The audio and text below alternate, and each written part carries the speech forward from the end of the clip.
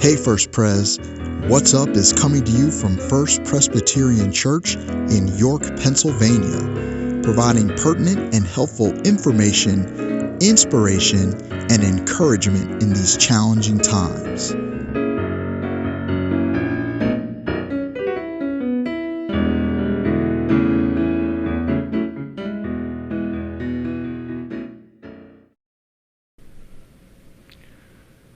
Well, welcome again to the next episode of Hey First Pres, What's Up? We're here in the sanctuary of First Presbyterian Church in York, and I have as my guest today, Mr. James Spark, Director of Music Ministries at First Presbyterian Church. Hi, Jim. Hello, how are you? I know you love doing this, don't you, Jim? As an organist in a church, and I feel like I should be sitting. Yes, we should only see the back. So just focus on that, and that's. Well, you know what I was thinking about? You know what's really great about what's happening right now? You have a good excuse not to go to the barber. Yeah. I no sooner had gotten into a routine of getting a regular haircut because. Yes, you had. For some reason, I've always had this thing where haircuts were just down on the list of things that I wanted to spend time doing. And I got in a regular, kept my hair a little bit shorter, and was doing well. My wife was happy, everything was great, and now this hits, and yeah. So now I can go back to the Beethoven look, and we'll let it go. Well, somebody did say, they saw you on a live stream of worship, and they said, oh my gosh, you look like Beethoven himself. Right, yeah. Or Albert Einstein, whichever way you want to go. Yeah, no, I'm not going to be that presumptuous. Einstein and I have nothing in common. He'd be the first to tell you that. So. Thank you so much, Jim. I know you have such a busy schedule, and I pulled you out of it. Yeah, it's interesting that you say that. I just had someone ask me the other day, it's like, what's your schedule like now that we're under these unique circumstances? It almost seems like I'm working a little harder now, yeah. Because we're doing things a little differently. And the norm, if you will, yep. of the way we did services, even though exceptional things could come up, all of a sudden you're in this situation where you're being more conscious yep. of the fact that you're doing the service streaming, and that the other side of that is that you're also going to a broader audience, and even unchurched people who are now tuning in. And so it's an interesting, it's just the way you look at doing services. It's different, and it's not a bad thing, it's just a different thing. But especially for me, who I was a creature of habit, yep. over the years, having the habits disrupted. That being said, it's probably a good thing, because I may have been too much of a creature of habit, so this is, I always did like a challenge, and I may have been lulled into not challenging myself enough before, but this has definitely added another dimension to that, so. Well, it is crazy that the whole thing came only a couple of weeks before one of the biggest seasons mm-hmm. of the church here. Yeah. Holy Week, Palm Sunday, the Holy Week services, yeah. Resurrection Day, all of that. And I think that's a lot of planning goes into right, that. Right, and I think that's where, not that the pastors haven't had to change, ways of doing things also, but I think that's where my job became totally different, because if they were going to preach a sermon on Easter, they were still going to preach a sermon on Easter. Right. But all of a sudden, with not being able to have as large a group and having music planned for, brass and for choir and for yep. soloists and everything, and basically to have that chancel area packed with musicians, These are things that you look forward to as you go to the higher liturgical seasons, and then all of a sudden, because of social distancing and keeping to minimum numbers, you're cut from a possible choir. For example, the Tenebrae service was really going to be ensemble and choir. You were looking at a little over 30 voices, right, and 5 instrumentalists doing solo things and so on and so forth, and all of a sudden you're down to 4 singers and 1 instrumentalist. Yep. And of course it happened so quick that I was very fortunate that the singers that were involved were willing to work very hard and kind of adapt Yes. some of the things that I had planned for major choral to break it down into literally 4 parts, 4 people. So it was a challenge, and I was very fortunate, and I'm always very fortunate that I've got such a wonderful group of volunteers here, but that's why I said things changed a lot for the way I would plan and the way I would do things on a normal basis, even more so than what happened with the pastors. I was a little envious at first. I was like, you guys could do your solo thing and you're still good. Yep. And my job, of course, depends on volunteers. My job depends more on other people helping. Yep. And I've had such wonderful, faithful musicians that have been with me for many years and been with the church, and I've still got some choir members that are going on 30, 35, 40 years at the church and singing in the choir. So I mean, the faithfulness is there, and then all of a sudden to be able to have to say, no, you're not singing, you're staying home and you're listening, and I just have to pick a few people to come in. It's was definitely a challenge, and I think that's why I felt that as we were going into this situation, what seemed to maybe be an easier thing was definitely many times harder. And but the pastors and myself, I think the biggest blessing is, and I say this as a compliment to them, and I also say it because I know for a fact that there unfortunately are many churches where musicians and pastors do not have as cohesive and as comfortable a working relationship as we do here. Yep. Don't ask me why, but just sometimes personality, sometimes I don't know what it is. The bottom line is that I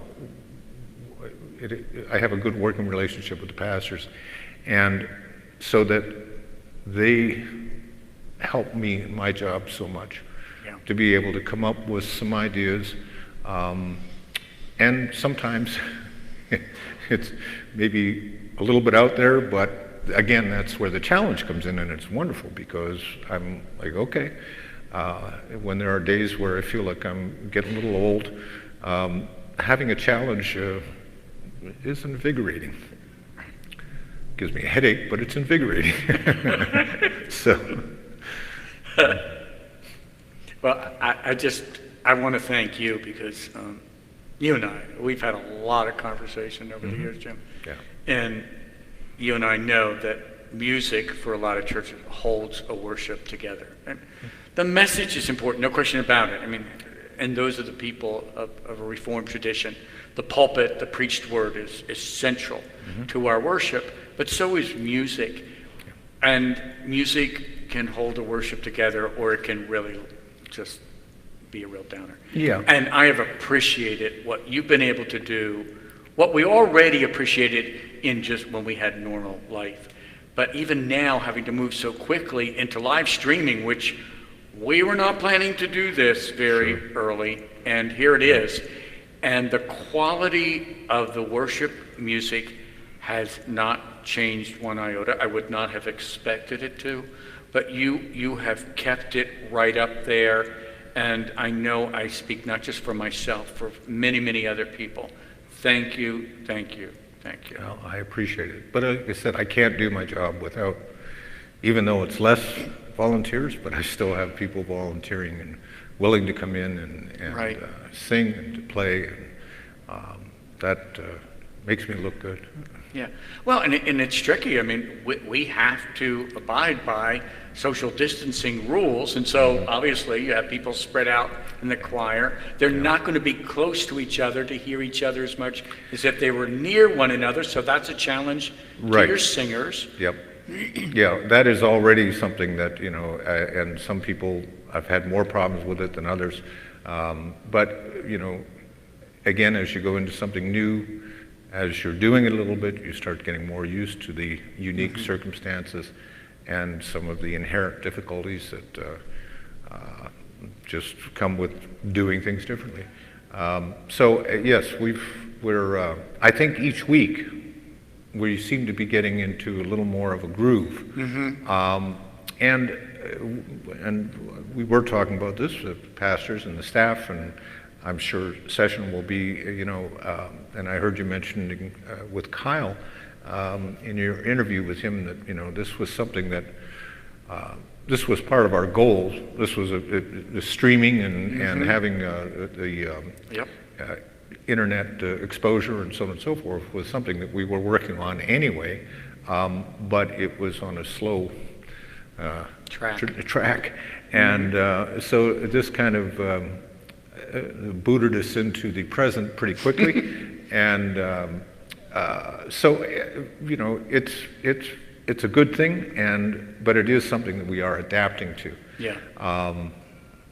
And it's been, I like to have, and I've been criticized for this, and you've been at my choir rehearsals, but one thing I've never apologized for is having fun in the church. Right. Now, there is a time and a place for everything.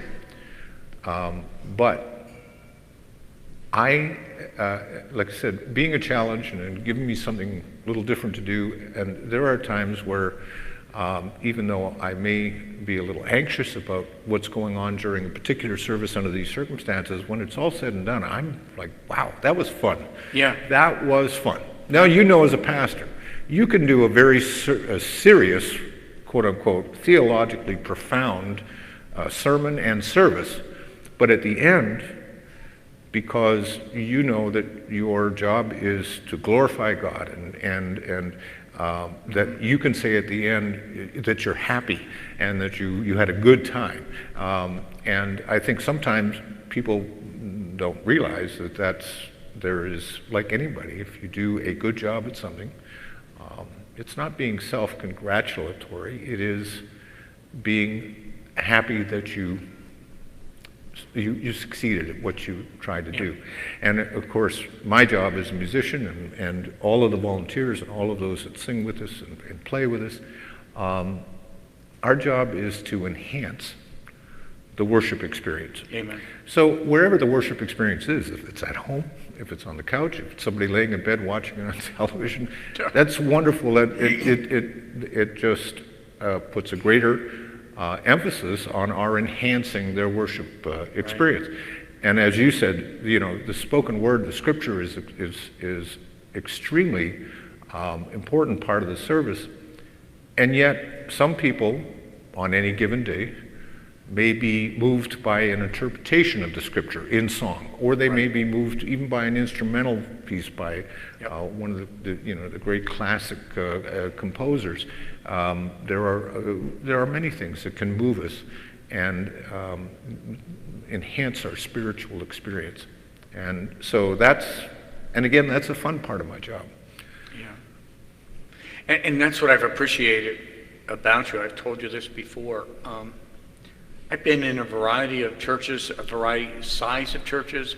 I've had musicians of a variety of skills, and some not so skilled and more skilled. But what I've appreciated about you is you're always mindful that you are there, as you said, to enhance the worship of the people, to lead them in worship, versus one who performs for worship and the parishioners feel like they're getting pulled along by the nose. Yeah, it is a fine line. It is. Yes, we're not supposed to perform, yet whenever you do anything in front of somebody. Technically, you're performing, but it's a mindset. I think if you, I like to be very conscious of the congregation as I'm doing anything. I like to try, as we're doing a hymn, I like to play the hymns at a pace that I think they're going to be comfortable with. So it's really a thing of, instead of me concentrating on, I'm going to make this hymn a performance that I'm doing right now, I'm trying to pay attention to, leading the congregation, but, having them have a comfort level, and that's where the enhancing part. But there is a certain amount of performance to it, and, that's, I think, the importance of that element is really just excellence. I mean, we're just to give our best to God. And there can be people who are better, worse, whatever, but in an individual basis, if they're giving their best, then that's exactly what, that's what's required. So that's how it differentiates from performance per se. One thing people listening in might not be aware of, many of us are, but that you actually were born and raised in Canada. Yes, I was born in Sudbury, Ontario, which is the nickel capital of the world, basically a mining town. Really? And so in Sudbury, you were either, there was other jobs, but basically you were mining, or you went into the arts. Really? And yeah, because really, in a town that pretty much existed because of the mines. Right. That's the way it was. I mean, in my family, many of, especially on my mother's side, many of, my aunts, uncles, cousins, so on and so forth, worked in the mines or mining-related businesses. My father came from Scotland, and he was an engineer. And at the time that he came to Sudbury, because we were looking at northern Ontario, small town, 250 miles straight north of Toronto, just to give you a little geographic perspective. He was an engineer with Bell Telephone. Okay. And, but for example, he was in charge of linemen and workers with the telephone company. He was instrumental in having the first telephone lines between Sudbury, the other side of Toronto, down to Buffalo, New York. Wow. So that was, he didn't work in the mines because, as I said, coming from Scotland, he was already an engineer, but at the time there was a need for telecommunications expansion, and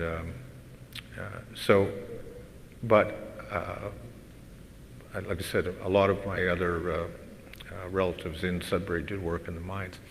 My brother and I, my father wanted both of us to be in music. My father died when I was 4 years old, and my brother was 13 years older than I was. There was the two of us. And my brother was already an accomplished musician when I was born, and and of course he was my brother, and I wanted to be like him. And when my father died, with me at such a young age, my brother kind of became my father figure, and so on and so forth. So the music thing was, I wanted to do everything my brother did, and so the hours and hours that I listened to him practice, the minute he'd get off the piano or the trumpet or whatever instrument he was playing, I wanted to go in there, and even at 4 and 5 years old. So I didn't work in the mines. However, I went through a few stages in my life where I thought, one thing about being in the music business, being a musician, if you will, it was almost, an unreal life. I was an entertainer. I was a performer. I was giving concerts when I was at a very young age. I was playing church services in a large Presbyterian church when I was 9 years old. So I had all this going on, and there was many times when I just wanted to be a normal kid or a normal teenager, and I would try to shift out of the music. Okay. So I did decide at one point that I was going to go and work in the mines. Oh, really? Yes. It was a very short-lived career in the mines. I did above-ground orientation and training. Okay. Now, since I wasn't quote-unquote what you would call skilled laborers, engineers, diamond drillers, so on and so forth, a lot of these other guys, the qualifications were I had to be, I think it was 5'6" or 7" and 140 pounds. And other than that, that you were in. So, and at that time, I didn't have the substance, the girth that I have now. So actually, I was just around 140 pounds, and but I did go in. So I got some training above ground, and then the first day that we went to go underground, and we were only about 3 levels down. It wasn't really that. I mean, but the point is, it was underground. Okay. And I remember getting off this elevator, and there was a lunchroom right there, like a glassed-in area, and I saw like a shower area for the miners off beside that. And then as I looked down, I saw these tunnels and darkness. Mm-hmm. And all of a sudden, I started getting anxious, and I turned around and got on the elevator and went up ground level and turned in my equipment and said, "Thank you." And they're like, "Wait a minute, you haven't?" And I said, "No." And I realized that I actually had a little bit of claustrophobia. Okay. Not a serious case. I mean, but I've realized since that. But the anxiousness that I felt when all of a sudden, you really didn't see an exit. You see these dark tunnels, and the mines were safe. Any mine, though, has inherent dangers. I mean, what a lot of these miners go through is just unbelievable. Right. I definitely don't want to downplay that. But for all intents and purposes, where they had me, were going to have me work, it was a pretty safe area. But I was a miner. I mean, for a moment. Yeah, I think the paycheck was for an hour and a half, and but it goes down on my resume. I'll take it. Miner. Well, could I say that we're glad that you didn't stay in mining? Yeah, I did. I did a couple different odd things. And because I was so involved in music, and I very often would be at the television studios playing different things, even music beds for shows and things like that. That is, of course, in a day and age where there was a lot more live music than the pre-recorded or internet access music. So you did a lot of live music. Again, one of these times that I decided that I want to have like a 9-to-5 job type thing. I don't want to be doing this music thing all the time, because I had friends that they were gracious, but we lived different lifestyles, because my life was just totally different being in the music business.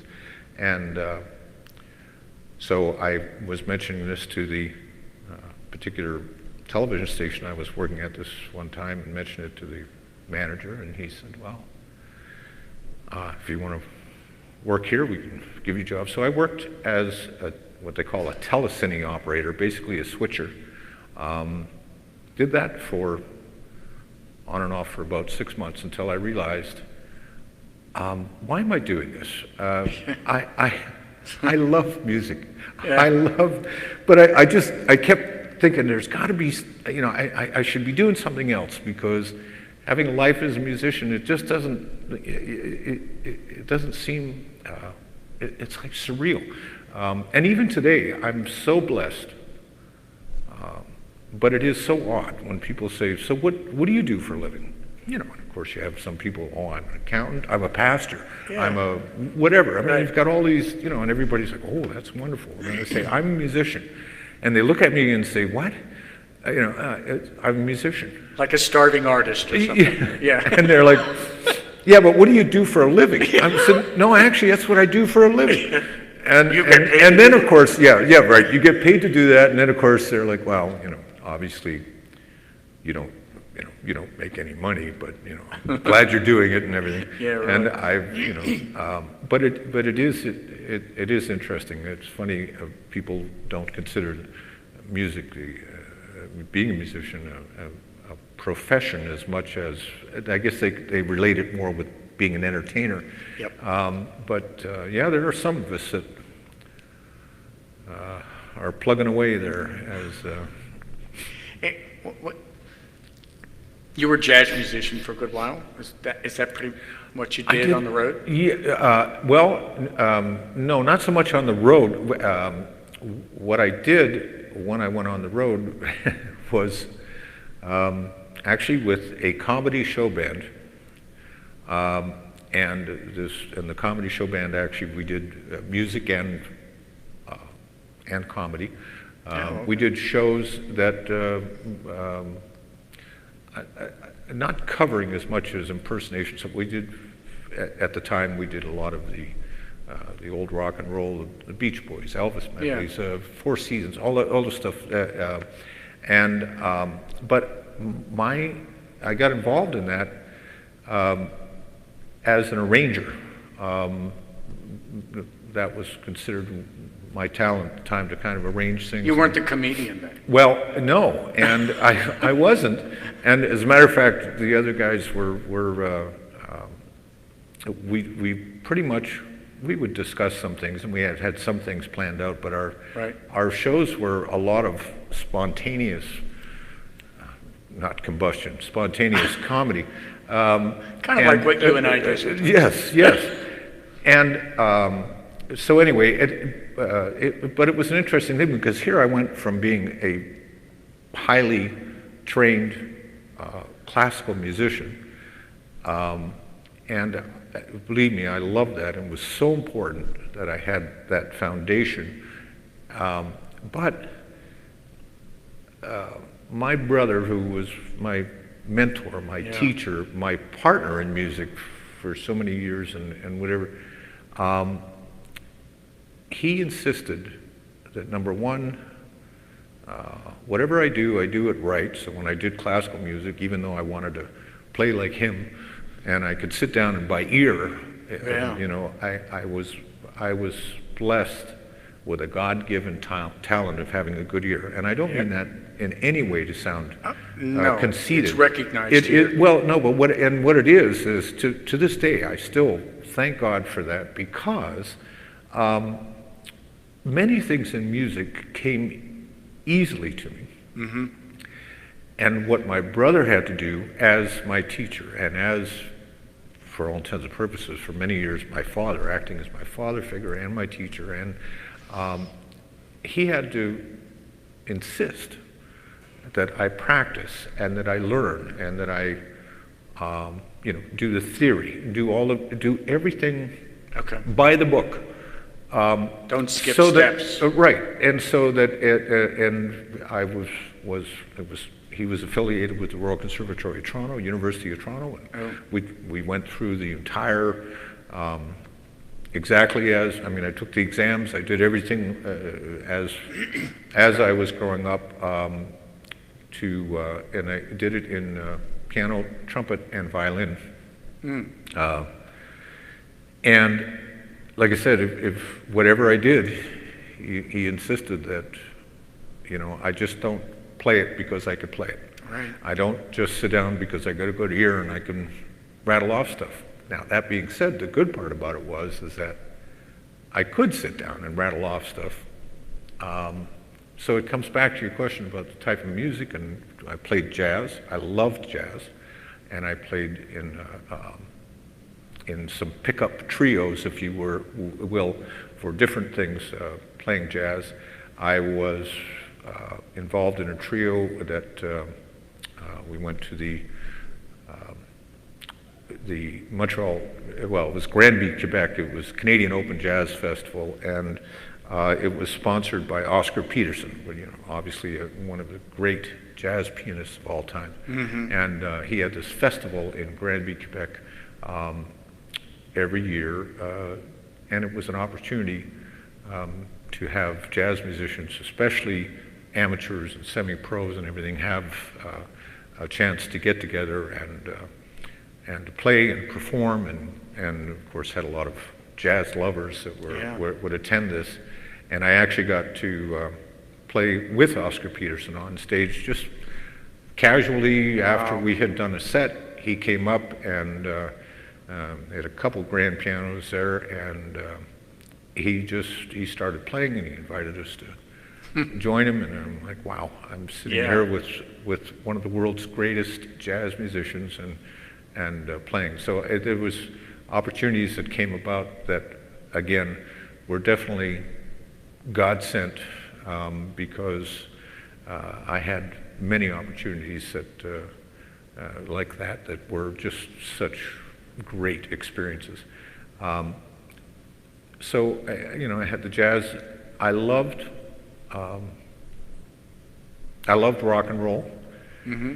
I took some criticism from some of being in the classical music world. I took some criticism from people that were strictly into classical music, that oh, you can't do that. Oh, none of that rock and roll stuff. And but I loved just being able to play different types of music, still to this day. And so, we love it when you do it here. Yeah, and I mean, we enjoy it. And it's great, and it's allowed me to be more versatile, and it's allowed me to do many different things, so that I just wasn't, a one-horse show. I've been able to do many different things. So when I was on the road, it happened that these gentlemen were from my hometown.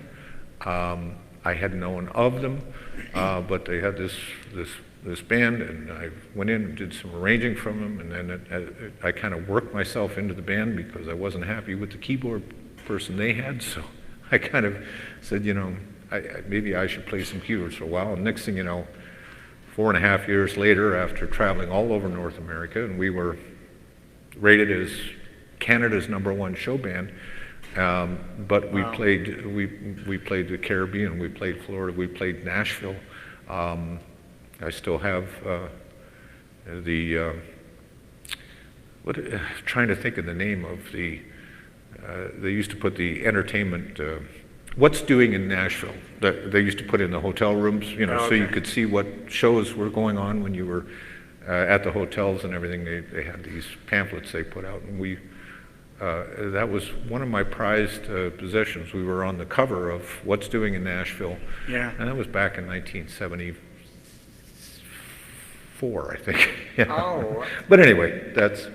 I really need to make the point, though, and not that people won't recognize it that know you, that the beginning and the end of the podcast is your wonderful work.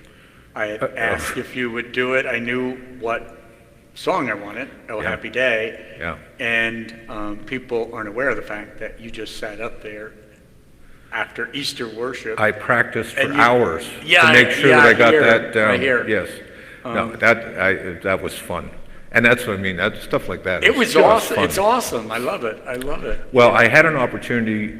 I worked in recording studios, especially when I was on the road. Whenever we had a break, I would go to RCA in Toronto. I worked at Criteria Studios down in Miami, Florida, and I loved doing studio work. And it was very similar to like what you asked me to do. Oh, okay. Except, I didn't realize that. What would happen is, and there are people don't realize some of the great studio musicians that have been in our midst. I'll give you one example, Glenn Campbell. Yeah. Glenn Campbell, you know, a lot of people were like, oh, you know, so he sang some country songs at the show, and a lot of people just, if his music wasn't their cup of tea, they were like, well, you know, he's okay. Little do they know that he spent hours and hours, when I say hours, years, on many, many different albums for different recording artists. For example, the Beach Boys. He did many of the Beach Boy guitar parts. Really? Because some bands and some musicians are naturally better at live performance, and live performance is so much more forgiving. Yeah. Okay. Yep. And so in the same circumstance, if you take that live band that, you know, if you go to see in there and you're like, oh, they're so great, this is so much fun, and everybody's yelling and screaming and they're having a great time, and you put them in the studio, and all of a sudden some of the, for lack of a better word, the looseness that you enjoy when they're on stage doesn't translate well when it's being recorded. Right. You need to be more precise, cleaner, more on track, and for the purposes of for money purposes, you have to be able to lay these tracks down in a reasonable amount of time. You can't spend 6 hours on one thing. No. So the challenge that I enjoyed, and this is where even my classical music helped me doing all types of different music, is go into a studio, and sometimes you just go and hang out an engineer or a producer that might be working on something and mixing down an album for an artist, can turn around and say, I think this needs an organ track or a piano track, okay, or it needs something, I don't know what. And so then they turn around and say, here, go in the studio and, you know, listen to this, and they'll give you maybe some ideas of what they might be looking for, but then you got to pretty much on the spot adapt your playing to that style, play it, record it, and then that's it. You walk away. You know, as far as getting paid, you get paid for an hour of studio time or whatever. But the important thing is, you never know where that's going to end up. It may not. It may end up being cut out and on the floor. But I found out over the years that some of the times that I did this, for example, I was on a track when I was down in Miami. They asked me to put this track on a recording, and it was kind of disco things were starting to come out. But anyway, it was the Average White Band, and I didn't know it. I didn't know who I was playing. I just listened to tracks that they had already recorded. Okay. I added a little something and everything, and I found out years later that the producer used some of what I recorded, and it was kind of way down in the track. You have to listen for it. I knew it because I recorded it. But it's on there. Natalie Cole in Toronto. I was at RCA in Toronto. Again, I didn't know who I was recording for because I didn't hear a voice. They didn't have the voice. It was just the background tracks. Right. And I did some piano work on that. Just happened to, I got an email years later from a friend of mine that said, I was looking at the fine print on the back of a Natalie Cole album and everything, and it said it had studio musicians. They don't have to mention that. Okay. But he said, I saw your name. I thought, oh, I didn't even know that. But anyway, that's just kind of the fun parts of the business. Oh my gosh. I would be now at this point, you got to remember something important. If my wife's watching this, at this point, her eyes are rolling, and she's saying, "Will you please stop talking?" Well, she's not here. Oh, okay. Yes, I would be remiss if not to indicate that this is a special year for First Presbyterian and you. 25 years, is it not? 25 years. Yes, I came here in 1995 as interim director of music in 1995, and then there was a search committee for a director of music, and when they found, they called Rob Fraser, as the director of music, and so that ended my interim period. In '96, shortly after he got here, Rob didn't realize that I would be staying. This is my home church, so I was staying most of the time when you're as an interim, just the same as pastors, but a lot of times you're interim, you're kind of gone after you do your interim. And I was here, and we developed a great working relationship, and he asked if I'd consider taking the position of associate director. And I did that, and so I went from interim director in '95 to associate director in '96 until 2004 when Rob left. And then, of course, in true Presbyterian fashion, a search committee was set up, and I went back to being interim director. And then later in 2004, they asked me to consider taking the directors. So interim director, associate director, interim director, and then director of music. And so on the resume, it looks like I either can't hold a job, or I understand that. or the congregation. This congregation has been so wonderful to me. I consider them friends, and that's, I'm a member of the church as well as the director of music. I mean, this is where I settled. But yes, so that's 95 to now. We're coming up on that's I bet quite a while. You never in your wildest dreams thought you'd be celebrating a 25th anniversary like this. No, I just thought that I was so talented that I would be independently wealthy and retired by now. So I think God has blessed me in an unusual way of making sure that I stayed humble and broke. And so yes, I'm still here. And probably let's leave it on that note, that you're humble and proud. Right, yeah. Yeah, we're at the end of our time. Jim, thank you. Thank you so much.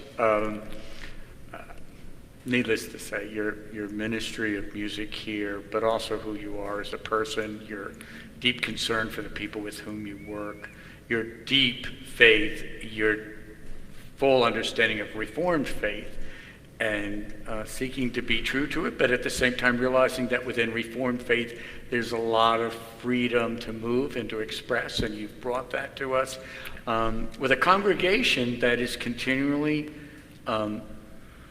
becoming more and more diverse and I don't know if I want to say multicultural, but we certainly are attracting people from different backgrounds.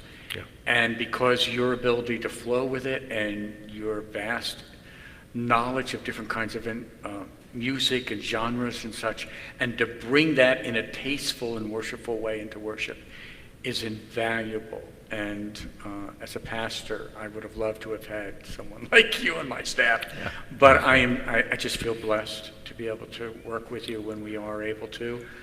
I can tell you this: I've had several people in the choir. They miss you, and they miss being here. But it is what it is, the way it is. Yeah. And but we thank you for what you're doing now, and the folks that are working with you and helping us to continue in some way to still feel that we are part of a worshiping community called First Presbyterian Church. And so thank you. Thank you so much. Thank you. It's been my pleasure. So folks, that ends another episode of Hey First Presbyterian, What's Up?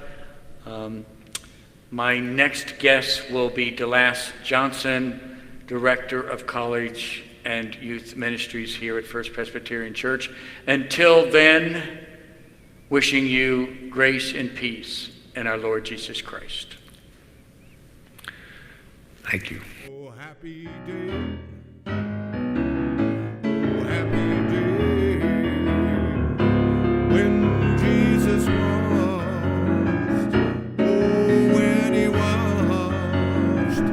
When Jesus washed. He washed my sins away.